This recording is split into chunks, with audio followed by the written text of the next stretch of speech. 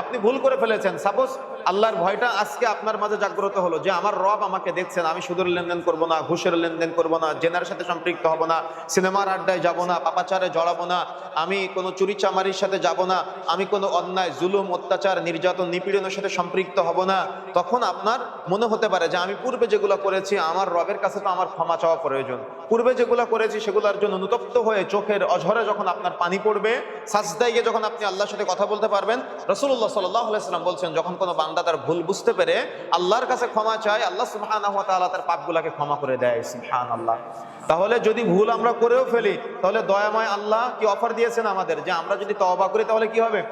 পাপ থেকে মুক্ত হওয়া যাবে। আমরা যদি ভুল করে ফেলেছি অনেক সময়, তখন যদি আমরা আজকে তওবা করি, রাসূলুল্লাহ সাল্লাল্লাহু আলাইহি ওয়াসাল্লাম বলছেন পিছনে আমরা যত পাপ করেছি এই পাপগুলো সব আবার নেকিতে পরিবর্তিত হয়ে যাবে। সুবহানাল্লাহি ওয়া বিহামদিহি। রাসূলুল্লাহ সাল্লাল্লাহু আলাইহি ওয়াসাল্লাম বলছেন যদি কোনো বান্দা সকালে পাপ করে রাতে ক্ষমা চায়, রাতে পাপ করে সকালে ক্ষমা চায়, আল্লাহ তার পাপগুলোকে ক্ষমা করে দেয়। রাসূলুল্লাহ সাল্লাল্লাহু আলাইহি ওয়াসাল্লাম বলছেন যখন কোনো বান্দা পাপ করার পরে, গুনাহ করার পরে সুন্দর করে ওযু করে, ওযুর পানির সাথে তার পাপগুলো ঝরে ঝরে পড়ে যায়। রাসূলুল্লাহ সাল্লাল্লাহু আলাইহি ওয়াসাল্লাম বলছেন যখন কোনো বান্দা পাপ করে, গুনাহ করার পরে, পাপ করার পরে সুন্দর করে ওযু করে 2 রাকাত সালাত আদায় করে, আল্লাহ রাব্বুল আলামিন তার পাপগুলোকে ক্ষমা করে দেয়। যদি কোনো বান্দা পাপ করার পরে, গুনাহ করার পরে তাহাজ্জুদের সময় জাগ্রত হয়ে 2 হাত তুলে আল্লাহর কাছে একাকী দোয়া করে, আল্লাহ রাব্বুল আলামিন তার এই হাতটাকে খালি হাতে ফেরত দিতে লজ্জা পায়।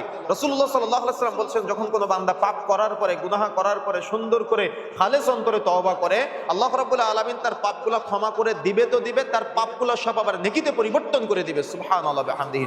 আল্লাহ রাব্বুল আলামিন আমাকে আপনাকে এত এত এত অফার দেওয়ার পরেও পাপ থেকে মুক্ত হওয়ার জন্য, গুনাহ থেকে মুক্ত হওয়ার জন্য আমাদের কি কোনো ব্যক্তির কবরের কাছে চাওয়া লাগে? চাওয়া লাগে কেন? আল্লাহকে দিতে অপারগ মনে হয়েছে আপনাদের কাছে যে আল্লাহ দিতে পারে না? আল্লাহর কাছে চাইলে আল্লাহ শুনতে পায় না এমনটা কি মনে হয় আপনাদের কাছে? আল্লাহ রাব্বুল আলামিন আমাদের দেখতে পায় না এমনটা কি মনে হয় আপনার কাছে? আল্লাহ রাব্বুল আলামিন আমাদের কিছু দিতে পারে না এমনটা কি মনে হয় আপনাদের কাছে? আপনাদের কি মনে হয় যে আল্লাহ বধির? আপনাদের কি মনে হয় যে আল্লাহ দৃষ্টিশক্তিহীন? আপনাদের কি মনে হয় যে আল্লাহ রাব্বুল আলামিন শ্রবণ শক্তিহীন? আপনাদের কি মনে হয় এটা? যদি মনে এটা না হয় তাহলে আল্লাহর কাছে চাইবেন, কোনো ব্যক্তির কবরের কাছে চাইবেন না, কোনো ব্যক্তির মাজারে গিয়ে চাইবেন না, কোনো ব্যক্তির ওসিলা গ্রহণ করবেন না, কোনো ব্যক্তির ওসিলা তালাশ করবেন না। যদি আপনি করেন তাহলে দেখা যাবে যে আপনি আল্লাহর ভয় বাদ দিয়ে ওই ব্যক্তির ভয়টা আপনার বেশি হয়ে যাচ্ছে।